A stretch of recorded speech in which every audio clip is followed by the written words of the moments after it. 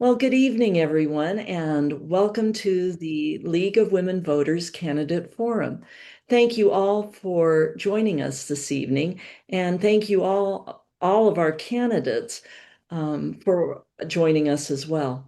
Tonight, we're going to be hearing from the candidates running for the office of mayor for the Board of Trustees of Wellington, Colorado. I'm Jory Kramer from the League of Women Voters of Larimer County, and I will serve as your moderator this evening. Several League volunteers are running this forum behind the scenes, including organizers Patty and Michael Nikonchuk and Judy Weaver. Kathy Wilson is our Zoom host. The recording of this forum will be available later on the League's website, lwv-larimercounty.org, and also at vote411.org. The League of Women Voters is a nonpartisan political organization that encourages our members to be active in local government. The League does not endorse political candidates nor political parties. Three candidates are running for mayor. They are Ed Cannon, Rebecca Daly, and Christine Gator. Five candidates are running for the Board of Trustees. They are Aaron Blackstone, Kendra Barrett, Brian M. Mason, Sophia Moore, and Mark Roberson. During the forum, candidates will have 90 seconds to give an introductory statement. Each candidate will then answer a series of questions and will have 60 seconds for their answers. Then the candidates will give closing statements.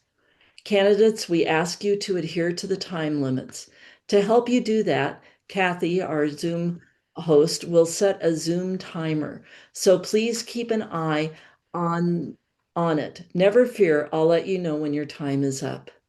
To our viewers, please use the view function at the top of your screen if you'd like to highlight the speaker. Just click on view and then speaker. And please make sure your mute button is muted.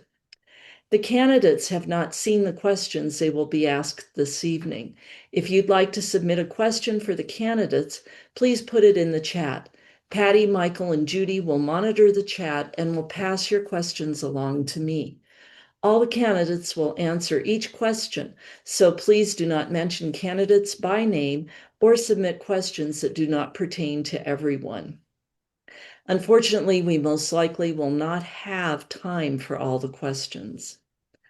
Okay, well, we will now begin with our 90-second opening statements from each of the candidates. Ed, will begin with you, and then we'll head to Rebecca.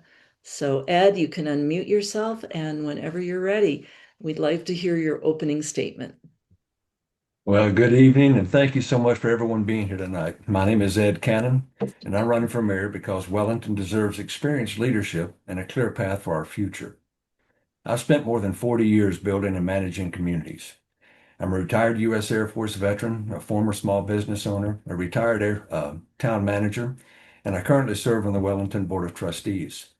I also hold a degree in political science and a master's degree in public administration with a focus on municipal finance and local government operations.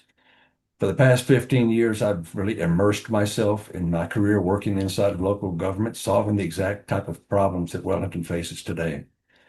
During my time as the Wellington Town Administrator, I worked to strengthen our local economy and address one of the biggest challenges that we all face, and that is securing reliable and affordable water. I've been directly involved with efforts to diversify Wellington's water portfolio and to negotiate long-term solutions to protect our residents and our businesses.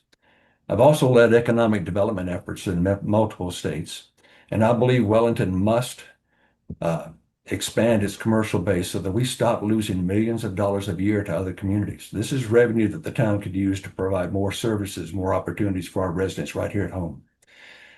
My vision is simple: smart growth, a strong local economy, and sustainable resources that allow Wellington to thrive for generations.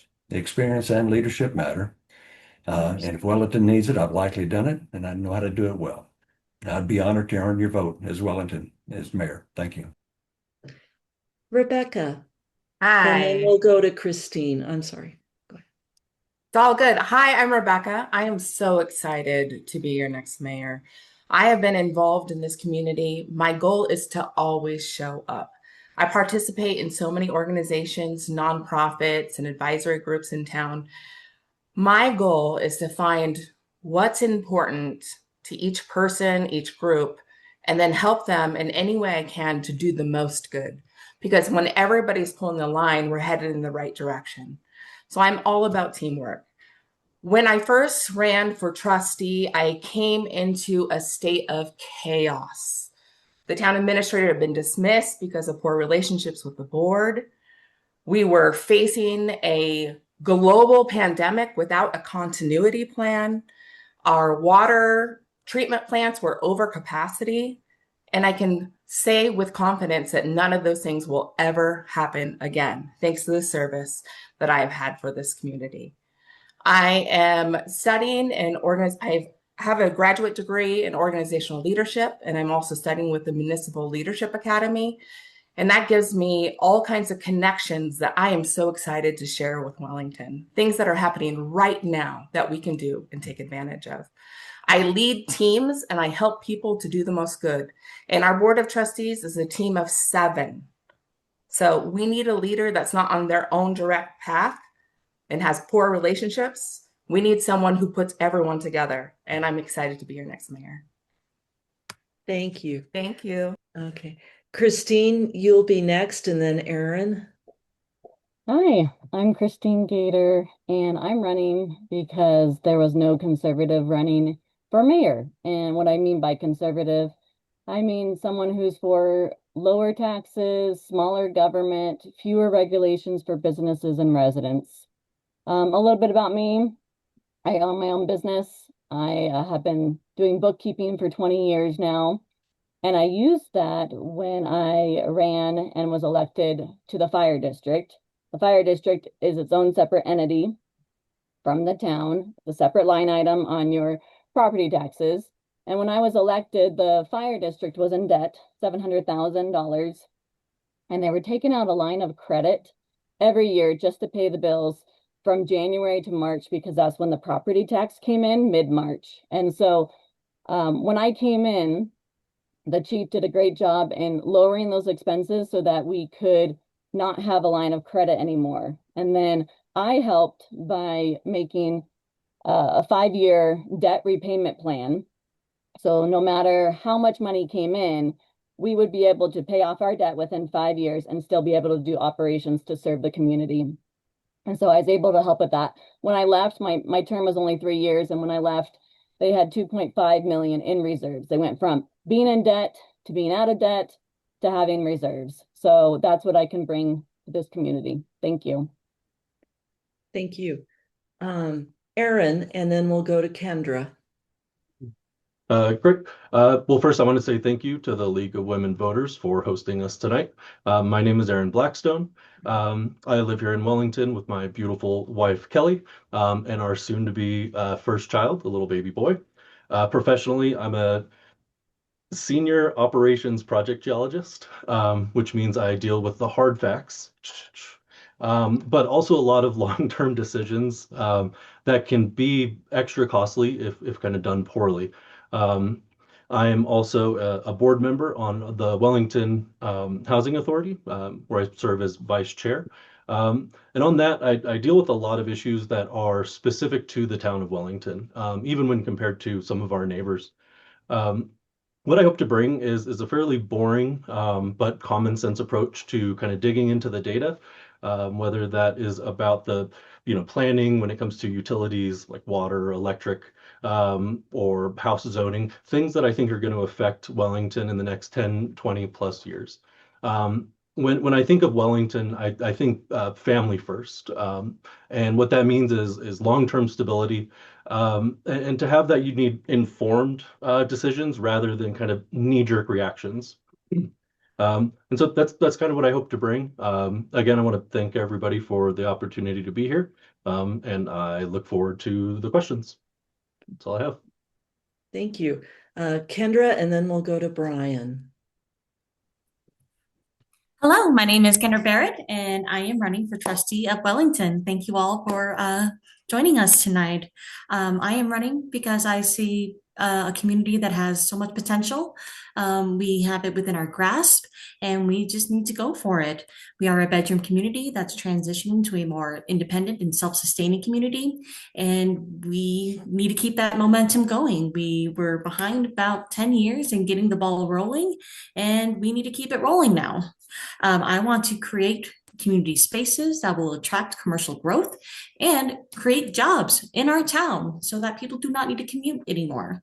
Along with that, I want to support community organizations that support our local businesses and help them thrive, because we all know that we need to improve our sales tax revenue, and that will help our town grow.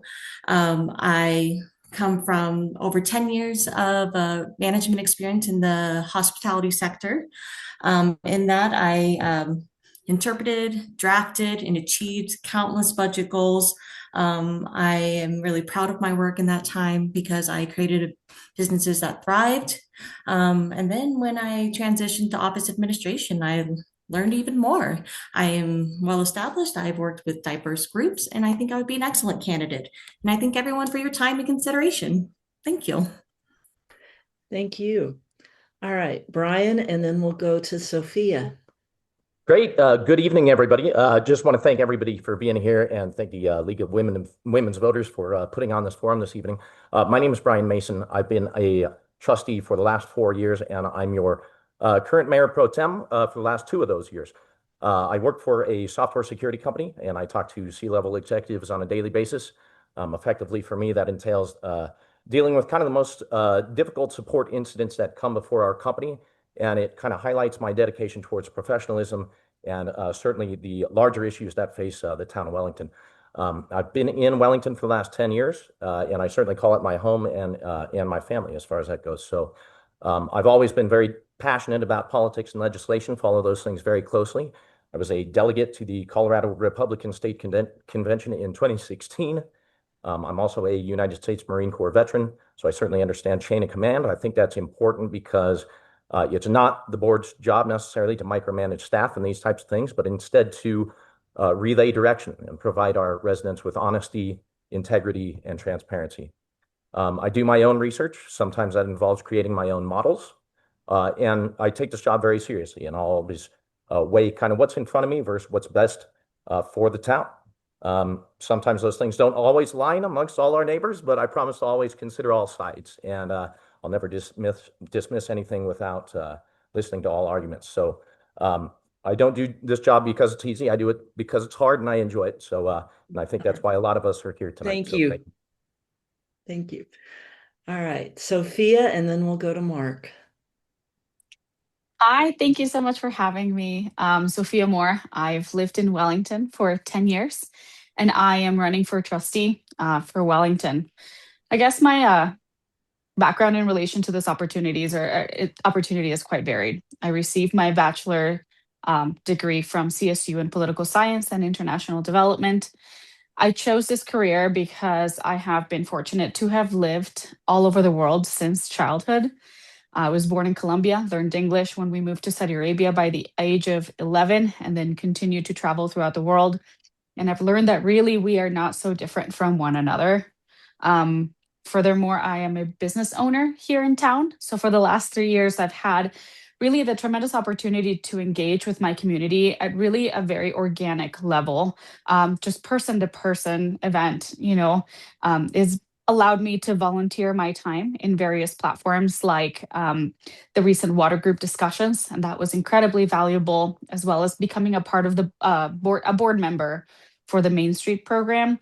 And then to also participate in many of the events that make Wellington such a charming, beautiful, and welcoming little town. And finally, with Spanish as my first language, I'd love to help bridge Spanish background and Hispanic community into the fold of our larger Wellington culture. I think that diversity benefits us all. Thank you so much. Very much. Thank you. All right, and then Mark. Hey, my name's Mark Roberson. I'm here to be a trustee, and hopefully you guys heard my interview on 93.5 the other day, but basically I've run on just a couple principles, which are to lower property taxes and which is to run on a budget surplus. So, going back years ago, graduated from Miami University in 2010, went on to graduate from UC, Master's in Criminal Justice. Obviously, I'm not a cop now, so that really worked out, but it's all great. And then I finished my time in the Air Force, went to work at a data center and then a utility, and got into trading stocks, which is what I currently do. I'm a day trader, so I'm a stock options trader, selling covered calls, cash secured puts. So I'm really into spreadsheets, finances, things like that. I just passed my FINRA SIE exam, and I'll be taking my FINRA Series 65 exam here pretty soon to go ahead and be a registered independent or registered investment advisor in the state of Colorado.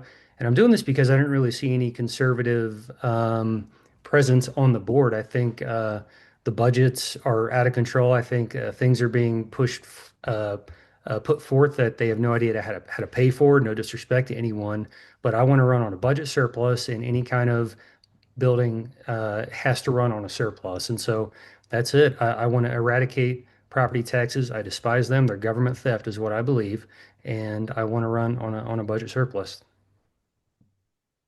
All right, thank you. All right, we'll move now into the question segment of the forum, and each candidate will have 60 seconds to respond to the questions. And Rebecca, we're going to start this round with you, and then Christine, you will be next. But here's question number one. How do you view the town of Wellington government, how the town presently works, and how would you change it? Great. That is a very broad question. So, right now, I have been serving for 6 years and I've seen a lot of improvement during that time.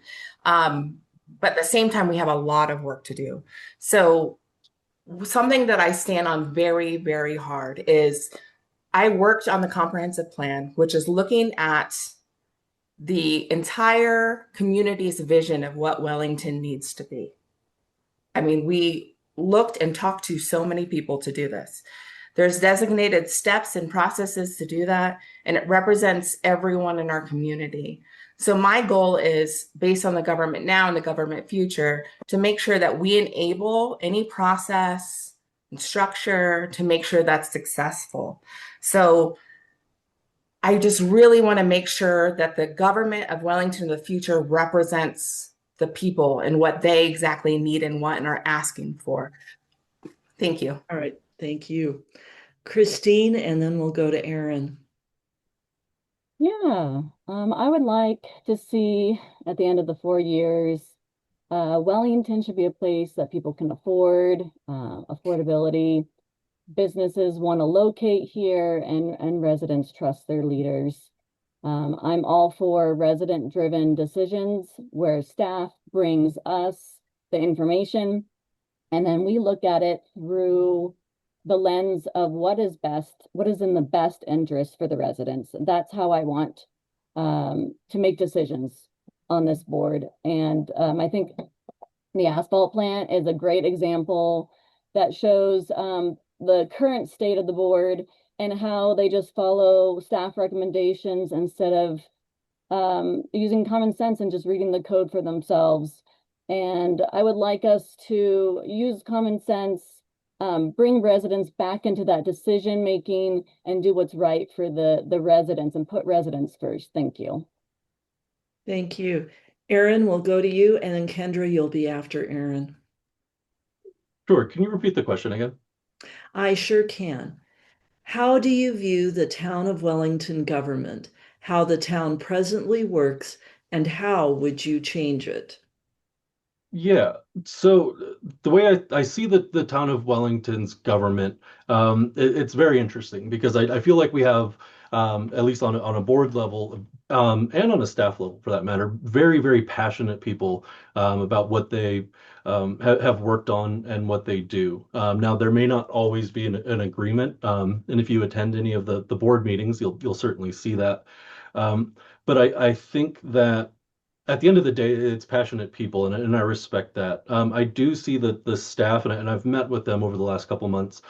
They're extremely passionate, and I would like to see the work that our current board, with some of the members leaving, that their work that they've put a lot of time into is continued over the next 4 years and further.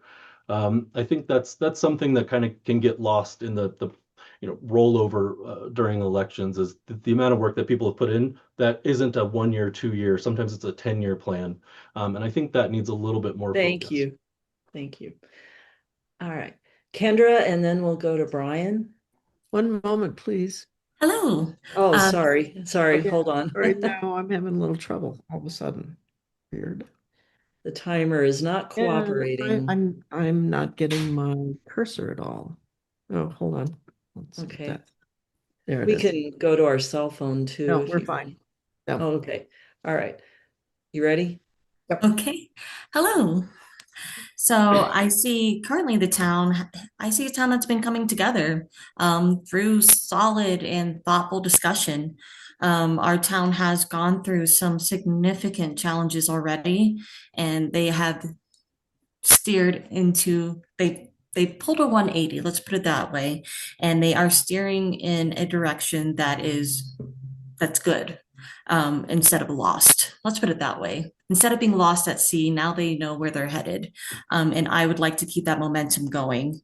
We no longer have an understaffed staff for the community, and projects are starting to get done. And I have actually reaped the benefit of the improvements of this community, and I want other people to reap those benefits too. So we need to keep that momentum going. Thank you. All right. Brian, we'll go to you next, and then Carol. I'm sorry, Sophia. Great, thank you. Yeah, so I think this is kind of a little bit about what I touched on in my opening statement, which is that it's kind of the board's it's really not the board's job to micromanage staff, right? But instead, the board has to come together and kind of relay that direction out to staff to be able to do the appropriate research for whatever the topic at hand may happen to be. But I do want to say that over the last 20 to 25 years, we've kind of been stuck in a situation where past boards really had kind of not addressed some of the bigger elephants in the rooms. One of those obviously being water rates. I think for a very long time, rates should have been quite a bit higher than they were in order to pay for the infrastructure requirements that we just kind of finished this last 2 years. So what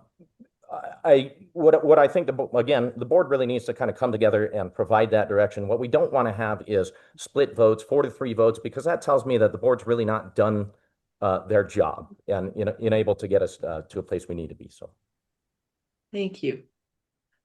All right, Sophia. Hi, thanks.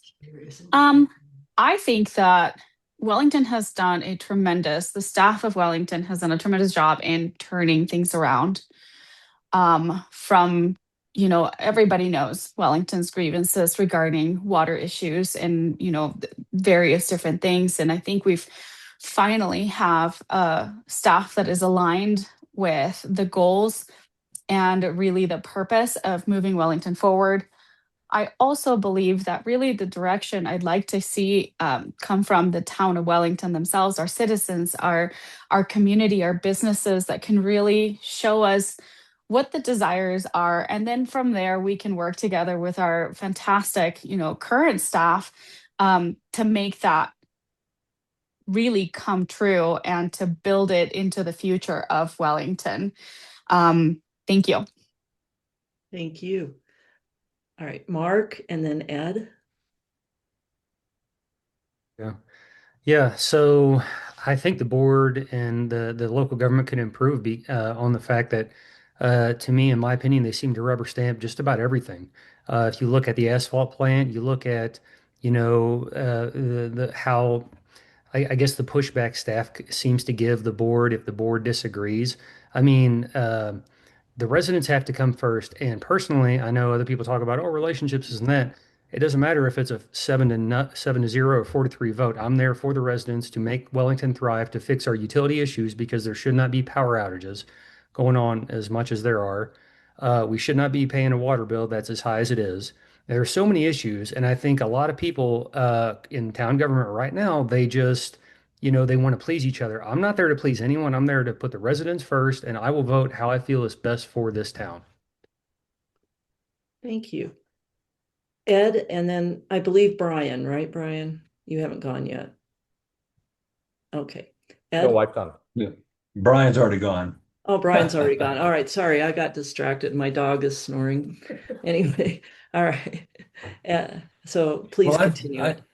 thank you. I've seen tremendous change in Wellington's government. When I arrived in 2017, we had a skeleton staff, kind of a good old boy network. And what I really appreciate the most is the level of professionalism that we see in our staff right now, the level of education and knowledge that they bring and their dedication.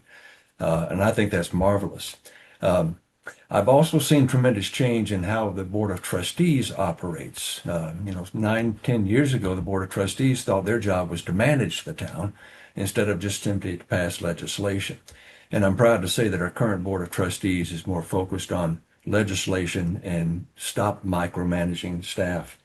But one thing that we do need to change is we have placed too much emphasis on housing, quite frankly, but not enough commercial development to support that population growth.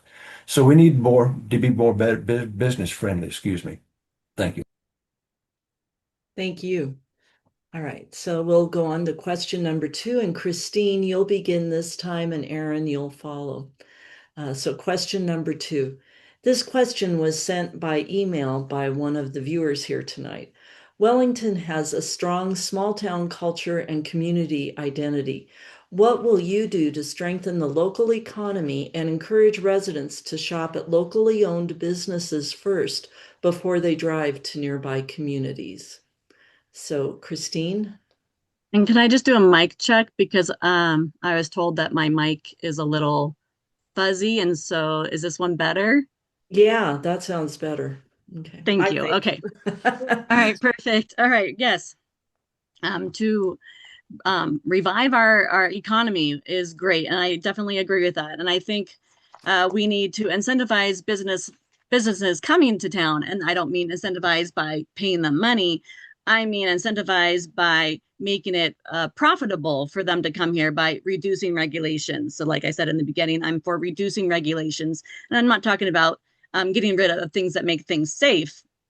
I'm talking about when you compare our community with another community, some of our regulations are twice as high as other communities. So when you're in a competition and a business is looking, which town should I go into, and they see that we have higher regulations than another town, then we're going to lose out and we're going to lose that business. So starting by reducing regulations to at least be on par with the communities around us so that we can be competitive in the market.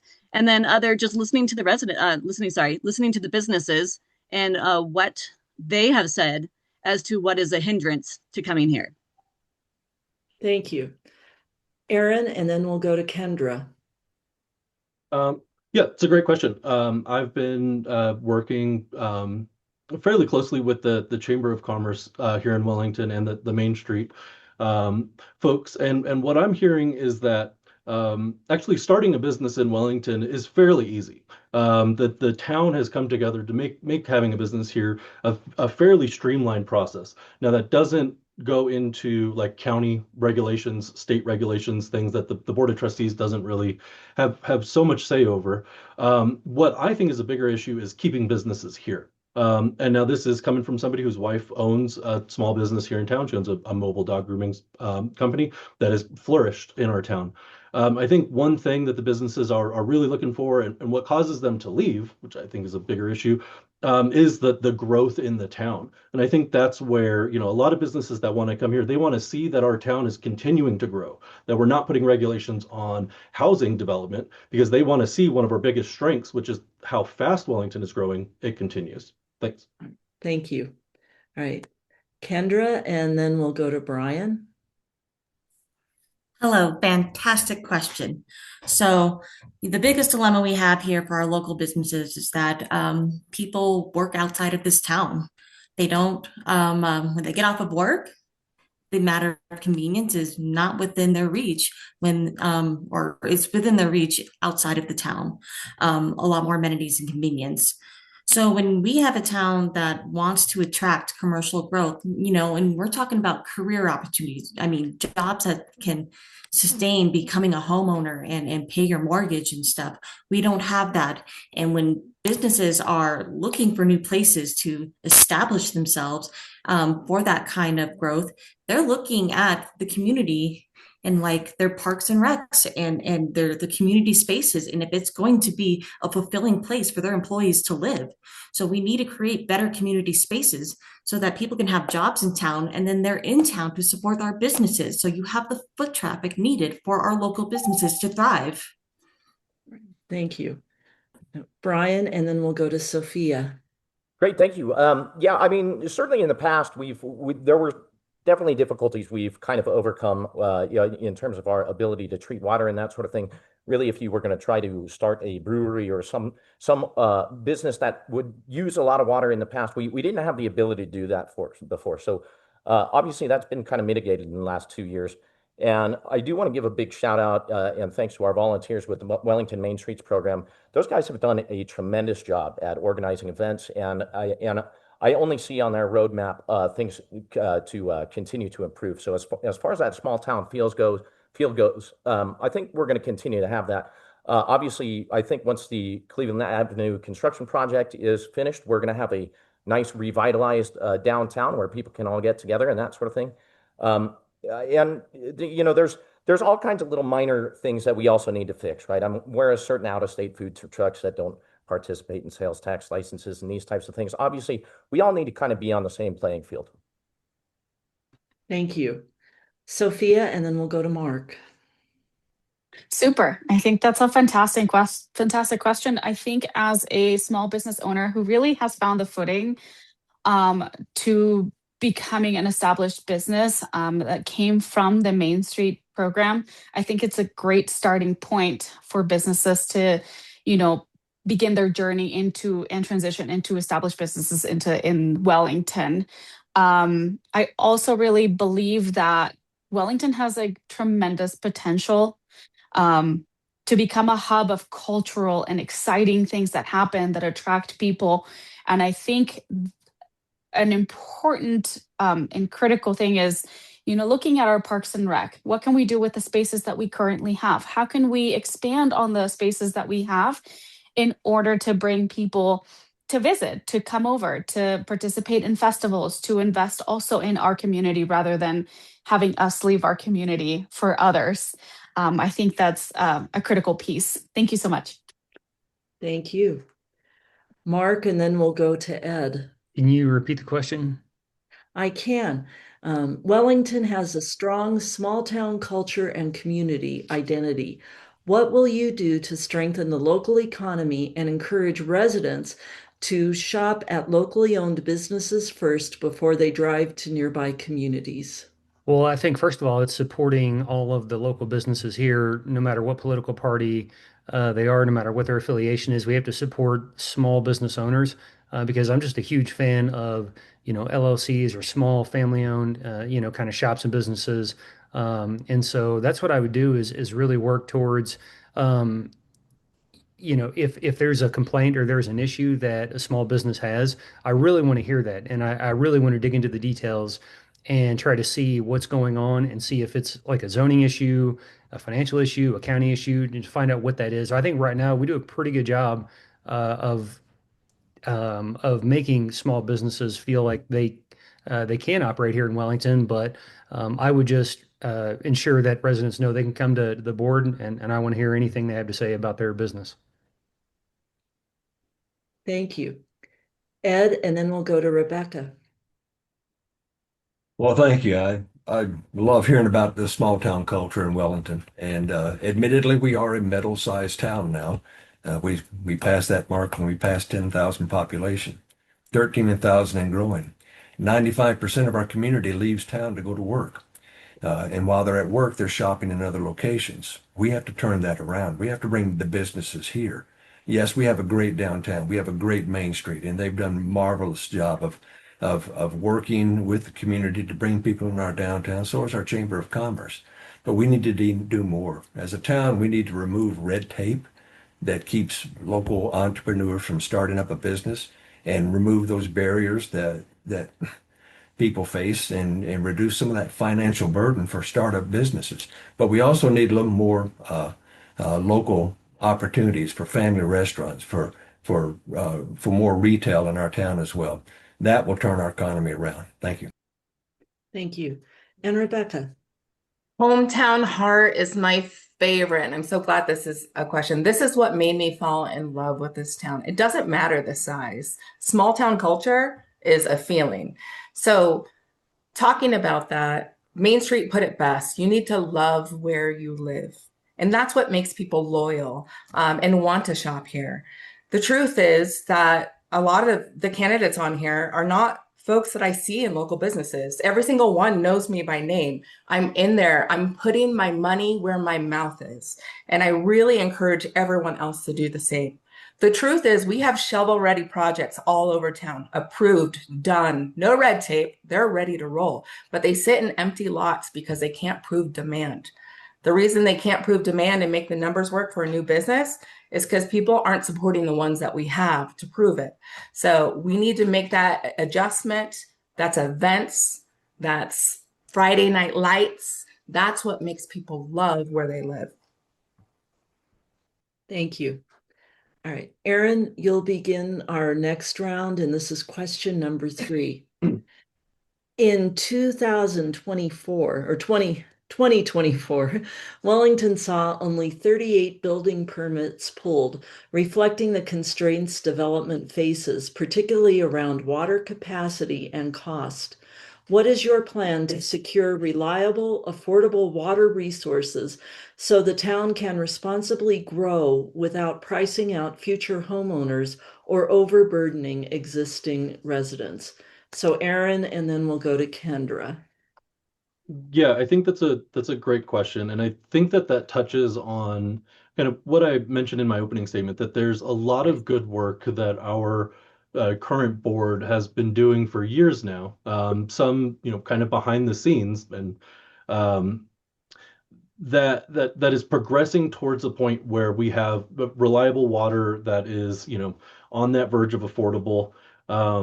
This is something that we see in the housing, specifically the housing authority, where to get a new development started, there's a water tap fee, and that water tap fee has gotten high enough to dissuade developers from coming in. I think that those are decisions that the board can use like its tools to affect. It's going to be difficult decisions, though, that will communicate with the residents. We can have their impact on an influence on what they think. But I think that's one of the kind of tricky conversations that need to be had for that long-term growth.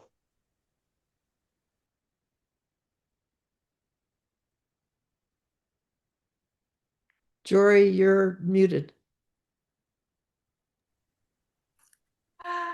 I'm new to the Zoom thing, I guess. No, that's not true. Kendra and then Brian. Sorry about that. Could you repeat the question for me, please? Sure.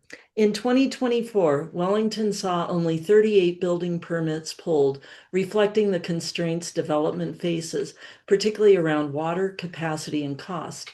What is your plan to secure reliable, affordable water resources so the town can responsibly grow without pricing out future homeowners or overburdening existing residents?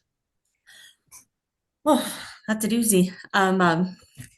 I know that we first had to focus on our contract.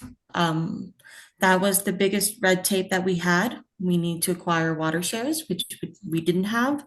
And that has officially been negotiated, and it's just waiting to be passed by their board. That's like the first major red tape there. And then from there on out, we want to acquire alternative sources for sure. There are aquifers as options, and there are other options for acquiring water shares. This is an issue that's not unique to Wellington. It is a broad issue in all of northern Colorado and the smaller towns. And that's why they are all facing the same constraints we have as far as water goes. But our housing market is still competitive, actually. Our prices are still a bit of an offset compared to the towns that have more affordable or municipalities that have the water, the prices that are down. Oop. Thank you. All right, Brian, and then we'll go to Sophia. Yeah, thank you. So, yeah, you're correct. And only 38 building permits were pulled in 2024. And I would say that as far as tap fees and these types of things, it was actually last week that the board actually approved a resolution to lower tap fees to help encourage non-potable or lots that have access to non-potable water sources to lower those fees to encourage development in some of those areas.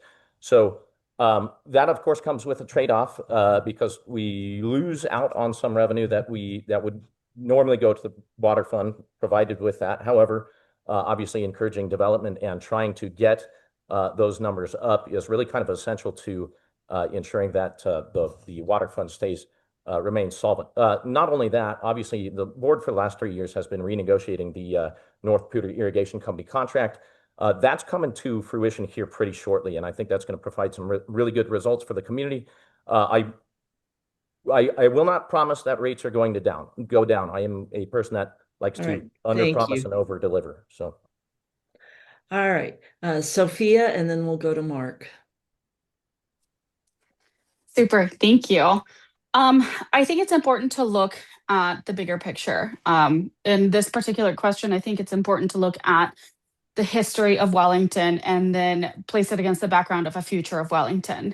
We have done a tremendous job at turning things around. Things are being renegotiated, as we have known. If you put it against the lens of 2024, sure, we have done tremendous work in order to be able to, make plans. I don't want to say promises, but plans into moving in future development. I also, in participating in the water conversations, I strongly feel that we have a fiscal and responsibility to the environment and making sure that we are managing our expectations and managing the water resources that we have so that Wellington doesn't have the same problems that it did before in the future. And I really love the way that we talked about it. Thank you. Thank you. Mark, and then we'll go to Ed. Can you repeat the question, please? Absolutely. In 2024, Wellington saw only 38 building permits pulled, reflecting the constraints development faces, particularly around water capacity and cost. What is your plan to secure reliable, affordable water sources so the town can responsibly grow without pricing out future homeowners or overburdening existing residents? Well, like I said on 93.5 FM the other day, I don't think any one candidate could come in here and say, "Oh, I'm going to save the day. I'm going to lower rates." I mean, it's just not the reality that we live in. So my plan is to try to do everything I can to go ahead and allow building permits to be pulled and to allow housing development to go ahead and proceed at full force because we want more customers and more revenue from that. And that contract, I think, that's something a lot of us. I'm not sure there's an exact solution that we all know about, unless it was talked about in executive session. But I think we all are committed to lowering the utility bills and really just finding out, why is it so high and what can we do to reduce that to make Wellington more affordable so more people want to move here and buy here and create more revenue for the town. Thank you. Ed, and then we'll go to Rebecca. Thank you. 2017, Wellington was the second fastest growing community in Colorado. And it was that way because for 40 some odd years, the town did not manage how it received water for development. It just took a cash in lieu payment and stuck it in the bank. And that perpetuated until just in the past, 8 or 9 years, when the town started turning that around and saying, we need to be smarter about how we manage that water. The slowdown in building permits in 2024, I bet some of that has to do with water and water availability, but a lot of that has to do with the economy as well because of higher interest rates and rising construction costs. We are negotiating a new contract with North Pewter. We're in negotiations for a new water provider. It's going to take time for to develop both of those, but the end result will be a longer, sustainable water resource for the town of Wellington. Thank you. And we'll go to Rebecca and then Christine.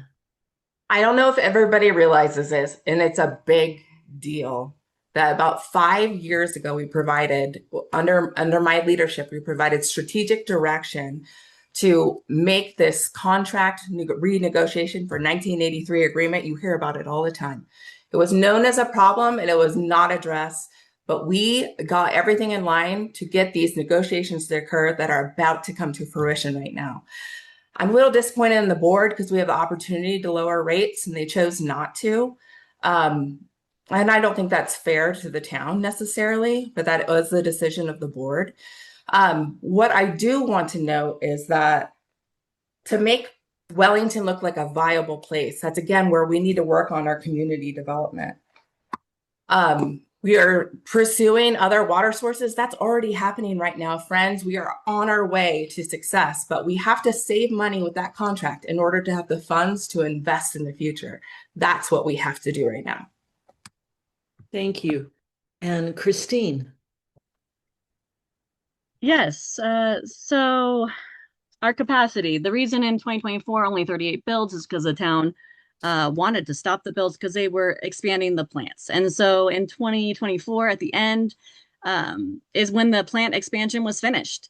So now in 2025 and 2026, we are open for building. So now we can definitely build. So the capacity issue has been resolved. We can double our capacity now. And the board is already working on the MPIC contract, which is great, and other additional diversification of water sources, which is all great. But the issue right now is that's only a portion of our bill. The other portion is the sewer and the drainage. And when those go up, people use less water because that's the only thing they can control on their bill. And last year we raised the rates. I didn't personally. The board raised the rates and they brought in less revenue than they had the prior year. And so that's the issue. People are using less water in order to have a lower bill. Thank you. All right. Well, we'll move on to question number 4. And Kendra, you'll start this round. And this is one that was submitted in the chat. Let me just admit this person. Oh, Kathy got her. Okay. Kendra, we'll start this round with you. And this is a question that was submitted in the chat. So thank you for doing that. Our volunteers are here. And if you want to submit for those of you that are just coming in, you can submit a question. This is communication with citizens.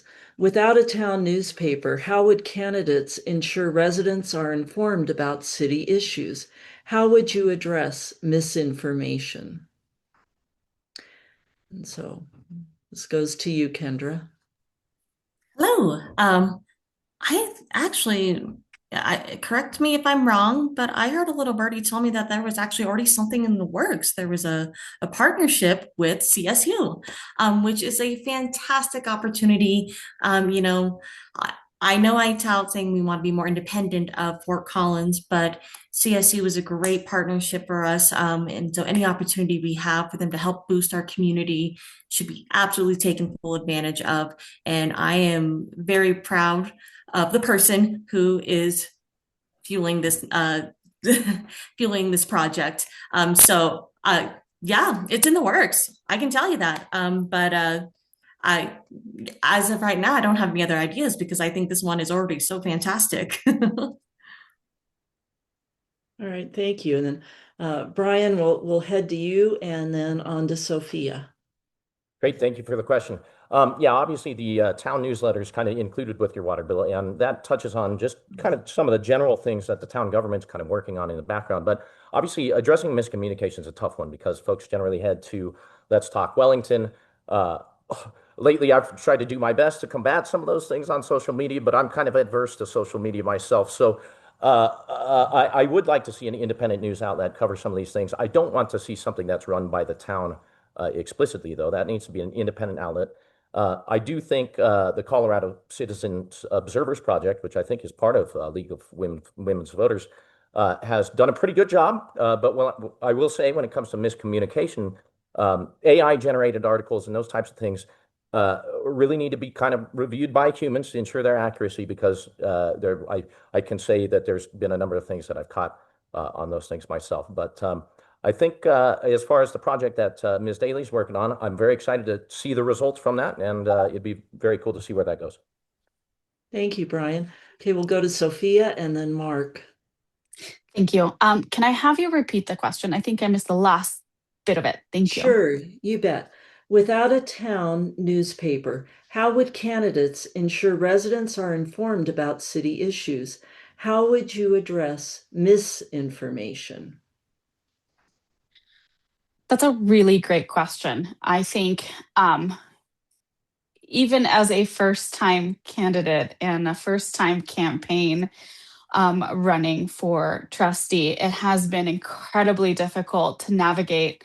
How do we address our town? How do we get our town to be engaged? There only seems to be one kind of effective way to reach the town, and everything else falls by the wayside. I think it's echoed from other candidates. The project with CSU is fantastic. I think I also feel it's important to look to our neighbors. What do towns of our size do? How do they communicate effectively? How do we disseminate information in order so that it reaches the most amount of people in the most verifiable manner? I think that starts with really excellent leadership, and that can be carried out. And it starts by leading by example. Thank you. Thank you. We'll go to Mark and then to Ed.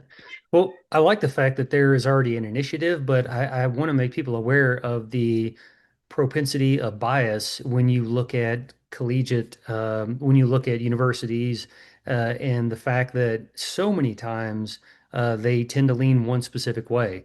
And so I'm not insinuating that there needs to be fact checkers, but what I am saying is that there needs to be some kind of follow-up by the board or by individual trustees to who answer citizens' questions, and maybe on a new website or in some other form.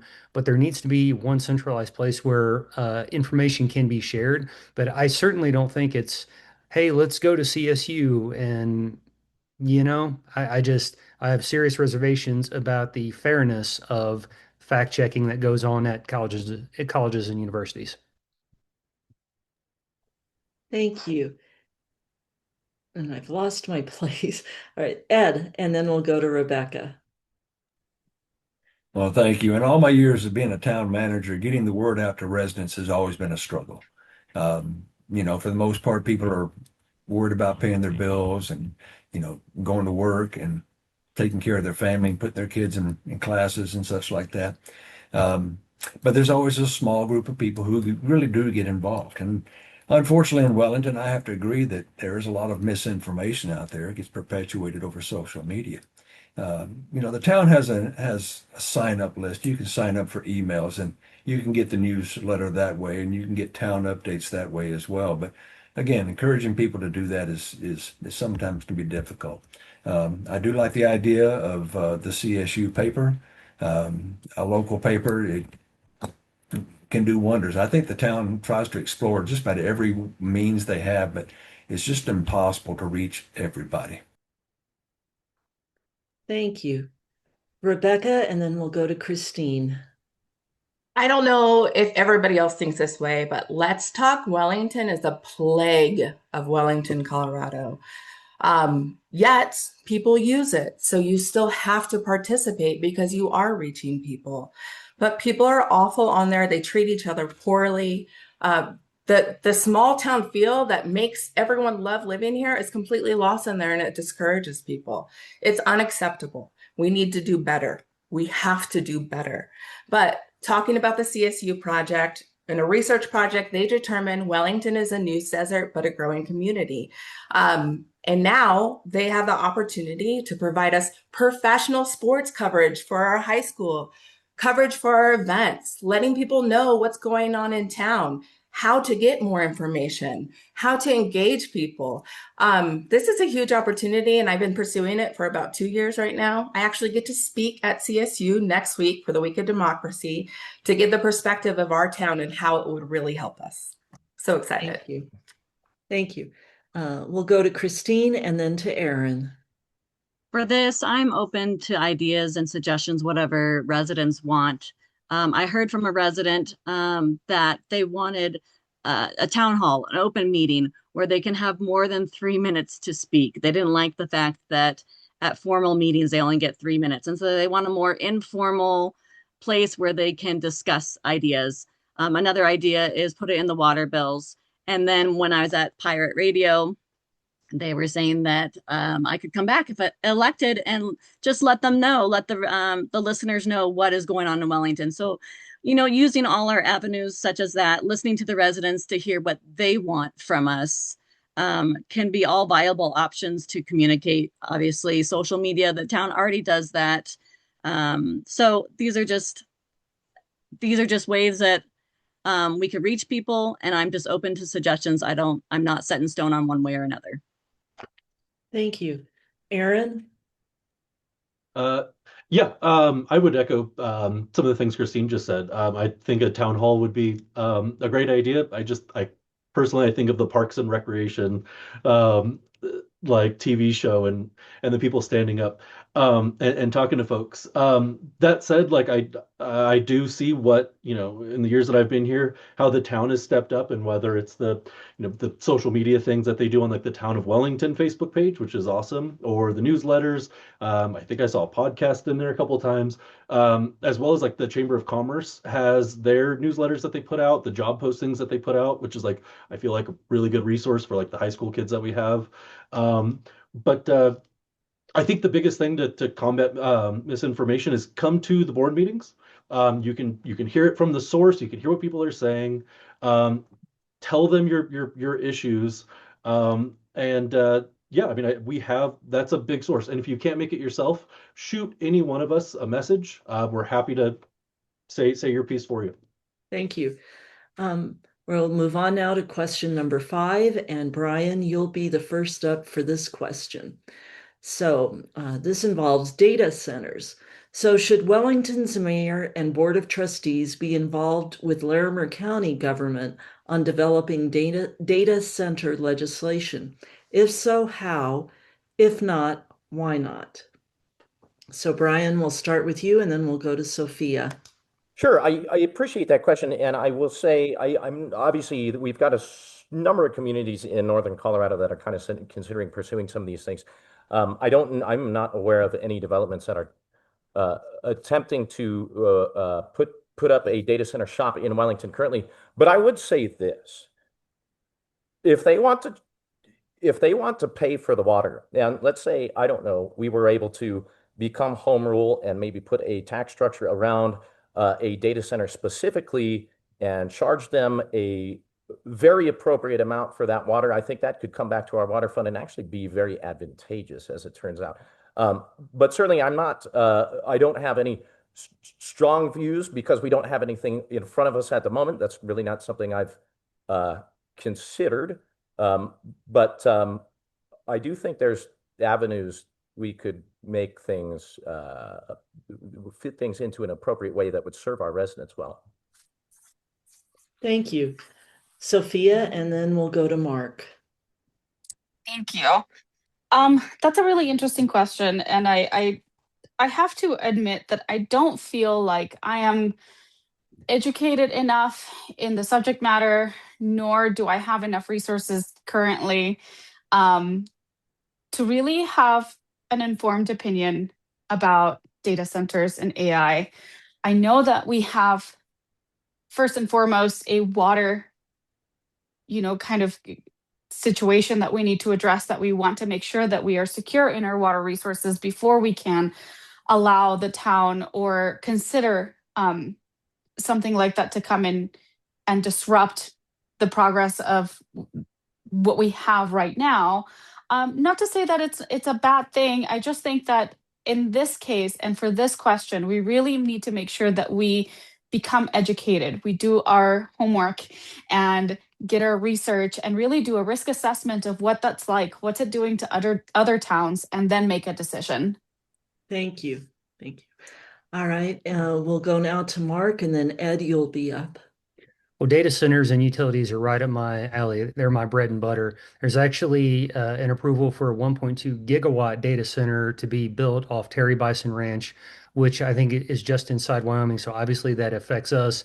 Let me be clear, I am strongly opposed to any AI data centers. As I've said before, I despise AI. I don't like it. I don't mean to sound negative, but it perpetuates misinformation. And I could go on Google right now and ask AI something, and it could be completely wrong. Actually, I did one time, and I wish I could ask you to repeat the question, but I do absolutely think we should be involved. We need to have strict control and strict measures put in place to govern what their business purpose is. How are they going to supply the wattage? Are they going to have generators on site? How many megawatts? Are they going to need like a 138 kV transmission line? Are they going to need a 512, or can they supply their own power? But I don't think we have enough resources to bring a data center here with our water issue. Thank you. And Ed, will go to you, and then Rebecca. Well, thank you. The idea of a data center sounds promising for the jobs, the high-tech jobs and so forth, the high pay and what it can do for an economy, but it's very water dependent. And quite frankly, Wellington does not have the water resources to provide that support to that level of business right now. Just a week ago, I was down in Denver attending a legislative workshop, and there were people at my table discussing data centers and the high water requirements, and they're scared of it. And quite frankly, I think we should all be scared of it. We need to secure our water first before we start talking about some long range plans to bring in a heavy water user here in Wellington. I agree with Sophia that we need a little more information about that. We cannot go in there blind. It's kind of like metro districts. You need to know what you're talking about before you start approving these things. So if there is a discussion with Larimer County, I think we need to be at the table, but not very committed at this point. Thank you. Thank you. I will go to Rebecca and then Christine. Let's just be clear, a data center would never consider Wellington right now. Have you had your power go out in the last couple months? Come on, guys. They would not come here right now. But you know what data centers do bring is huge investment in infrastructure. But they also use a lot of water. I was speaking with Denver Water. The Municipal League Academy puts me in contact with amazing contacts all the time, talking about how they're building them in other states with senior rights to our water. And it will cause a huge issue in Colorado all over the place. I mean, there are so many sides of this to consider, but the last thing I'm going to do is say, absolutely not, we won't consider a business, because that makes Wellington not friendly to businesses.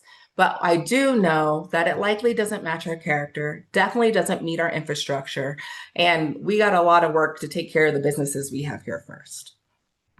Thank you. Thank you. All right, we'll have Christine and then Aaron. Right, great. This is not up my alley at all. And I was talking to a resident, and this is what I like about residents is I might not have all the information, but someone is an expert in it somewhere. And so I was talking to a resident, and they knew a lot about data centers, and they were informing me about the one in Cheyenne and how it's a high water user. And from the aspect that it will bring in jobs and it will provide the tax revenue, I like that. But I would need more information as to the power usage, the water usage. But we do have the space. I do know that. And I know they take up a lot of space. And so I'm learning a lot about the data centers right now through residents who are sending me articles, and I'm reading them. And that's what I love about resident engagement. And I don't have to know everything. There's other people that have the expertise in that, and I can rely on them when I don't know it. Thank you. Okay, Aaron, and then we'll go to Kendra. I didn't mention this in my opening, but my master's degree is in AI and machine learning, and my bachelor's degree is in geology with resource and energy use as a focus. So I am, not to say an expert on this, but I've done a lot of research on this. Something that a lot of people don't know is there's studies that have come out that say the water usage on a closed looped data center use about the same water as 2 fast food burger joints.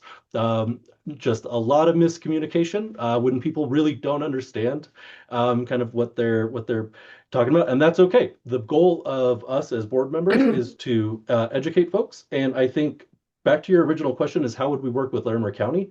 I think it's twofold. I think it's seeing what our neighboring towns want to do and giving that information to the people of Wellington, as well as sharing what the folks of Wellington want and expressing that with the town. I think it's twofold. Thank you. Kendra? Hello, yes. We'll definitely want to be at the table when it comes to Larimer County. But yeah, we are still woefully ill-informed. This is new to everyone. If you think about, even us, I mean, countries still trying to catch up on regulating even internet usage. Yeah, this is a revolution that's happening right now. And we want to be mindful before it is on our doorstep. So it is definitely something we want to think about. I do understand that though that the impact of a facility can greatly vary. Some are very harmful to communities. They do put a huge strain on the utilities, but some not as much. And it could be a great opportunity for us. So we want to do our research. Absolutely. Thank you. All right, well, we'll move ahead to question number 6. And Sophia, you'll begin this round. And so question number 6, speaking of power and utilities, for community members who might be least able to provide an alternate power source during an Xcel power outage, what measures would you pursue to support those community members? Would you ask Xcel to help residents during an electricity shutdown? Why or why not? That's kind of a long one. Do you want me to repeat it? No, that's okay. I Oh, think that's okay. an excellent question just because I don't think, well, in my experience, power outages in Wellington have been very recent. And so I think communication with our power companies is pivotal. Why are we not being prioritized as the town of Wellington while our neighbors maintain power? That's a conversation that we can go in depth. That's something that maybe we are able to leverage through conversations, through debates, through, really just sitting down with them to talk about that. I also think it's really important to prioritize our community that really needs power during these situations.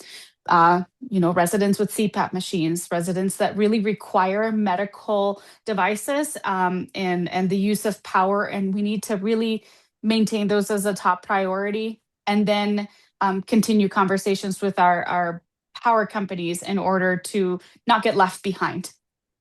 Thank you. Thank you. And Mark, I didn't give you a heads up, but Mark, you're next, and then we'll go to Ed. Oh, you're good. Well, as some people might have seen, I put a video out on Let's Talk Wellington last night, and I actually kind of gave a brief overview of what could possibly be done. Now, I talked to he had to have been a lineman or a system operator, but he was saying they'd have to improve or put a bigger bus bar into the substation on the PVREA side. But the crux of the matter is that Xcel is preemptively shutting off transmission lines or either distribution breakers, 12 kV distribution breakers during wind events. And so the issue that what we would want to do is we would want to be able to close a normally open point to tie those two utilities together. And for anyone who's in this space, obviously you need a synchroscope and you need a phase check, all that good stuff. And then we would open a point on the transmission line or distribution line on Excel, and that would go ahead and tie these two communities together. But of course, we need upgraded bus bars, transformers, and we need to do a study to find out how much voltage that's going to suck from PVREA system. All right. Thank you. All right, Ed, we'll head to you, and then we'll go to Rebecca. Thank you. That's a tough issue. I do admire Excel for shutting off power preemptively in a high wind event. I mean, the last thing we need is a prairie fire roaring through Old Town Wellington. And for me, it's just been an inconvenience. But for our area businesses, it's been very harmful, because there's no one there they can't ring in sales, they can't do these kind of things. Some of these places can't even operate their equipment. So it negatively impacts our businesses and to our most vulnerable members of our community as well. I don't know what Wellington can do other than have a conversation with Excel Power to work out negotiations about uh, how can we suspend these? How can we get better notice? How can we respond faster? And I think that's our best option going forward. Thank you. All right, Rebecca, we'll head to you and then to Christine. So Rebecca. Sure, and I disagree. Wellington can do plenty of things to help in this situation, but Excel came and presented to the board recently, and I was a little disappointed in the board again. I understand Excel's perspective of trying, like preventing forest fire. I spent a lot of time with the Superior mayor, and it was awful hearing about what happened in Superior. So preventing that is very important. At the same time, they apologized or, notified us of the one instance in which the power was affected by the wind and the protocols. But I had to remind them, I was like, what about this date and this date and this date and this date and the last 2 months? And it was kind of like, oh yeah, but that's other stuff. Well, that other stuff also impacts people who need power for medical reasons or for businesses that have to close for an entire day and lose all the profits of a Friday night, the biggest day of the month. So we can underground our wires and we need to hold them accountable. Thank you. And we'll head to Christine and then on to Aaron. So maybe we can get a business to come to town that offers generators for this exact time. But in more seriousness, I think I don't know much about this, but Mark sounds like he knows a lot. And so that's a great idea, how we can help residents. I would want to talk to Wyoming. I was in a big windstorm and went up to Wyoming, and it was crazy, 40 miles per hour, and they didn't turn off the power in Wyoming. So what are they doing differently that we could work with Excel to do here that they didn't, it doesn't start any fires there. So what's the difference between us and Wyoming? How can we learn from people that have higher winds than us and what they do to prevent it? And I don't know those answers, but these are just questions I would ask to get more information so that we can make informed decisions. Thank you. And now we'll head to Aaron and then to Kendra. Yeah, would you mind repeating the question for me? For community members who might be least able to provide an alternate power source during an Excel power outage, what measures would you pursue to support those community members? Would you ask Excel to help residents during an electricity shutdown? Why or why not? Yeah. So again, like as kind of has been touched on here, the main reason why we've had some of the shutdowns is preemptive, mostly because Excel was held accountable for those one of the fires down in Texas, and so they are trying to kind of mitigate risks, basically affecting another town and being open to another lawsuit. Now, what I think is happening is that there is like them trying to figure out like what is that safe zone, especially when you see our surrounding towns with power. They're just not doing anything to mitigate for the wildfires. Excel is maybe doing too much to mitigate. That's not for me to say, but I want to make sure that the people in our town, especially those that are on breathing apparatuses or anything that requires that power, is getting resources. And I know that there's already work being done by our current board working with Excel and getting that information out there, that there is resources available for those folks. And I think it's important that the board demands that Excel, as they're trying to figure out, kind of how they're going to do it, that they do take care of our residents. Thank you. Kendra, and then on to Brian. Hello. I do think it's absolutely essential that we hold Excel accountable to their lack of allocating resources appropriately. Our town was left without power for over 10 hours. And the vulnerable people, I do think that it is inexcusable. They had allocated all their resources to their planned outages, and when we were no longer on that map, we fell to the wayside. This was clearly a poorly executed preventative measure, and they need to improve upon that. I know this is newer for them in our region, but it's not new across the board. There are issues like this in other states that already have high fire risk and have had severe losses due to it. And they absolutely need to step up the game. I would suggest for the vulnerable community an option to prioritize them in their locations. Thank you. All right, and Brian. Great, thank you. Now, obviously, the town of Wellington doesn't regulate the power utility, but it is important that we are communicating with Excel and help them understand the impact of these events to our community. For that major event in January, I actually called our area manager that evening, expressing the impact that we saw up here and regarding and had a discussion regarding our 2 feeder lines that come into Wellington. Obviously, we want to be on their list when it comes to undergrounding, and we're going to have to continue to press that issue. I really can't say if Excel's got the appropriate calibrations in place for enhanced service protection, considering the sheer amount of wind that we experience in Wellington, but obviously that's a great question for them too. And I'll continue to push on those folks as far as that goes.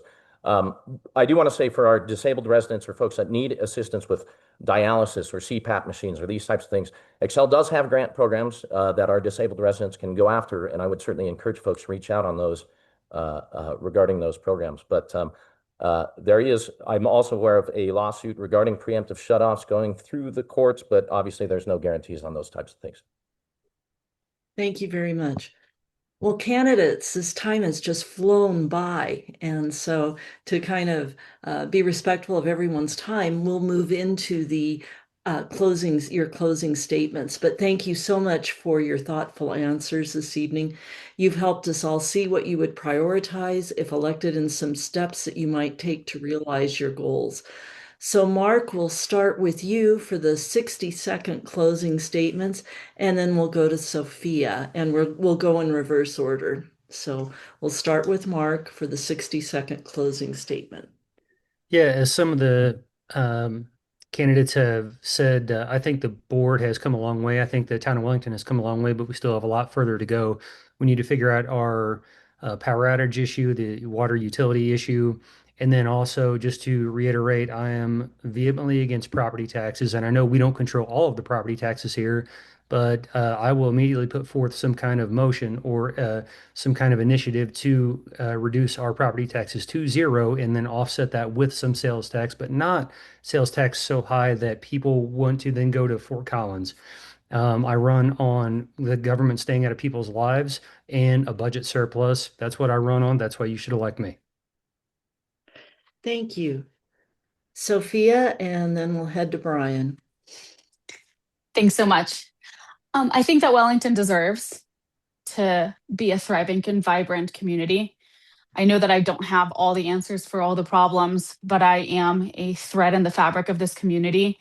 I am passionate about problem solving, and I feel like I can represent Wellington proudly. But ultimately, it is up to Wellington. Wellington, our citizens and our community, we have the opportunity to choose the voice of our leadership.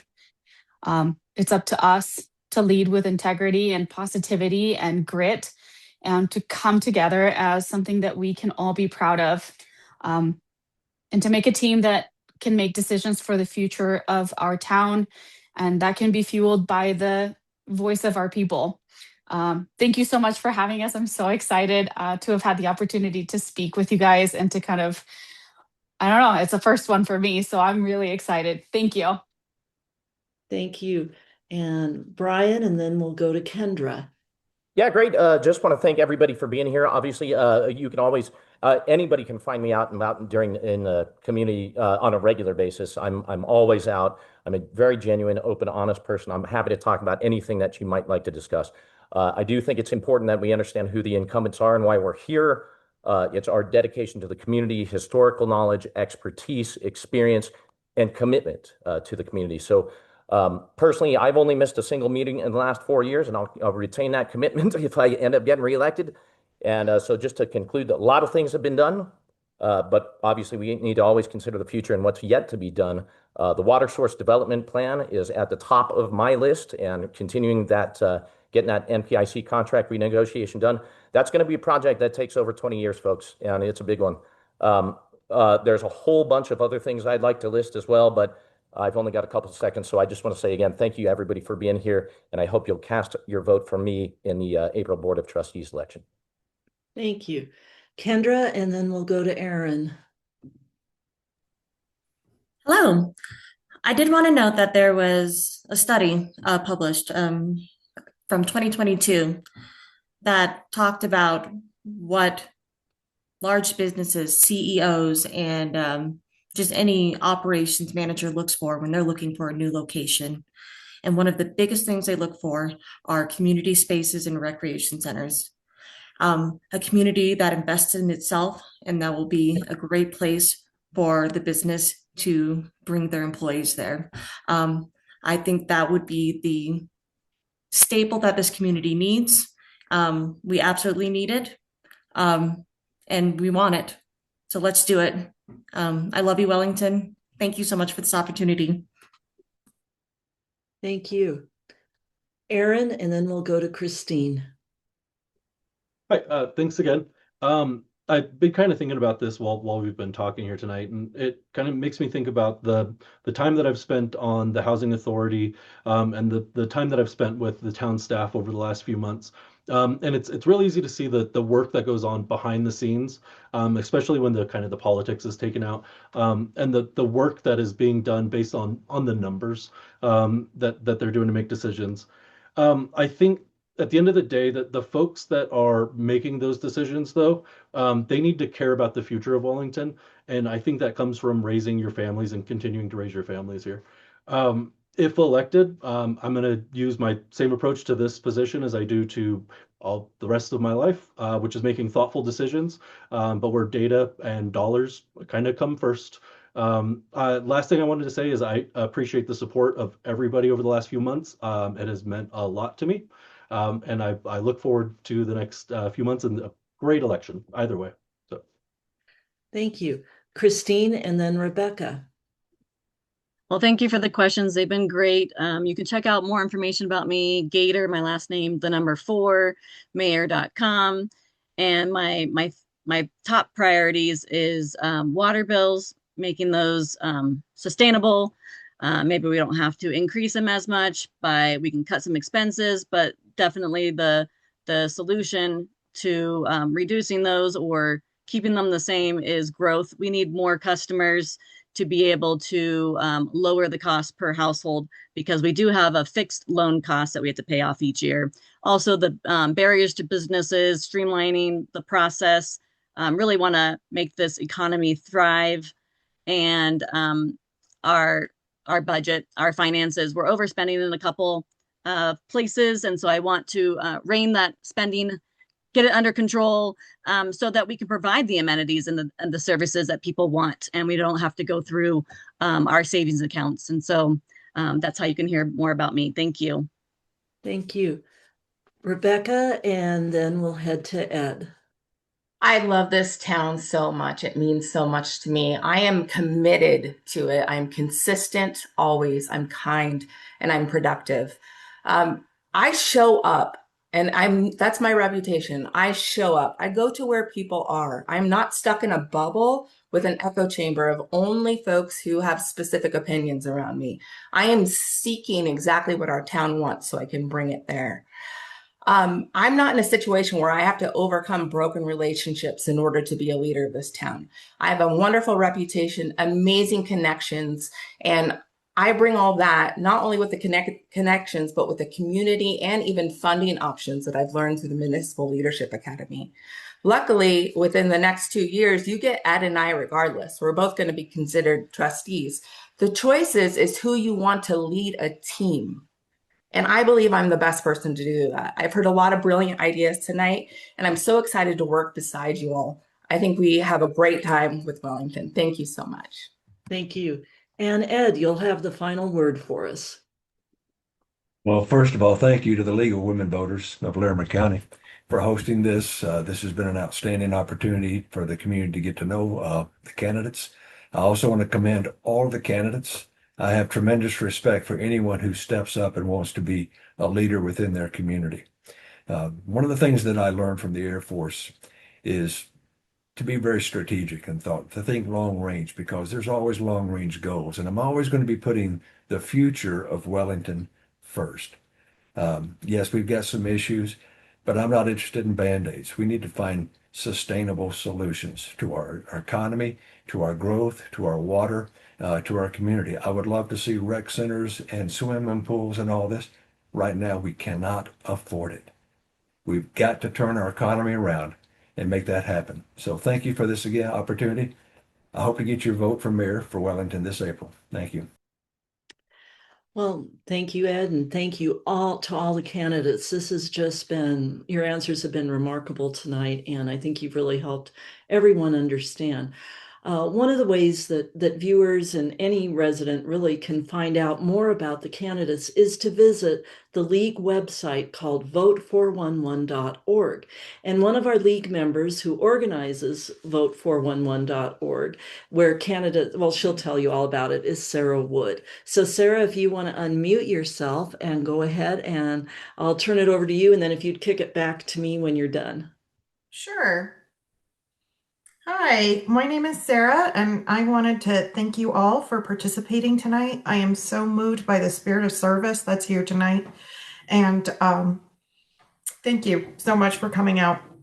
I'm one of the volunteers here at League of Women Voters, and we have a website called Vote 411. It is national. It's set up so that voters can come in, they can enter their address, and they see exactly what's on their ballot. They can also check their voter registration, find a polling place when that's appropriate, and learn more about what might be going on around their specific elections. Every candidate at this forum has been invited to participate. Several have already shared some of their information at Vote 411, and some, it looks like, are still taking some time to respond. We would love for all of you to be on Vote 411.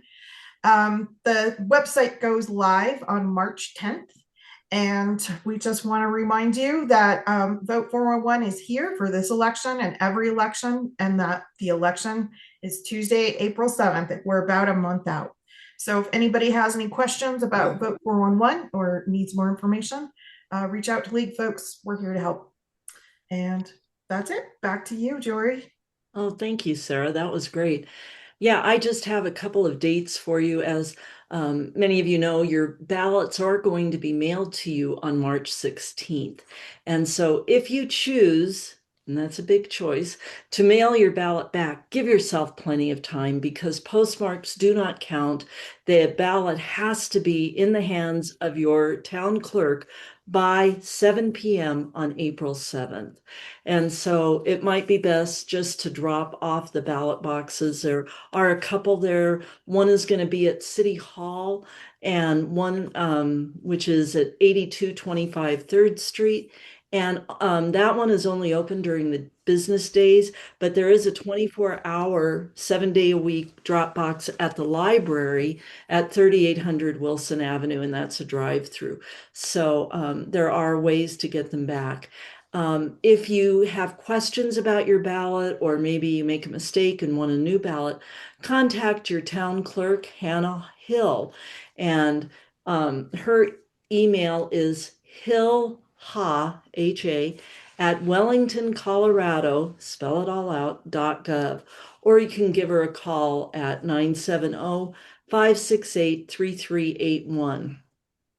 So again, thank you to our viewers for tuning in and coming up with some of those great questions. Thank you, candidates, for coming and speaking with us tonight. This was incredible. And thank you to my fellow League volunteers who've organized this forum. Please let your friends know that they can watch the recordings of this forum at the League's website, lwv-larimercounty.org, and also, as Sarah said, on vote411.org.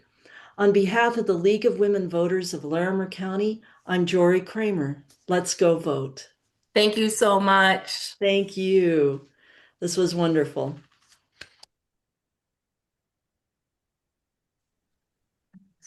Yeah, you.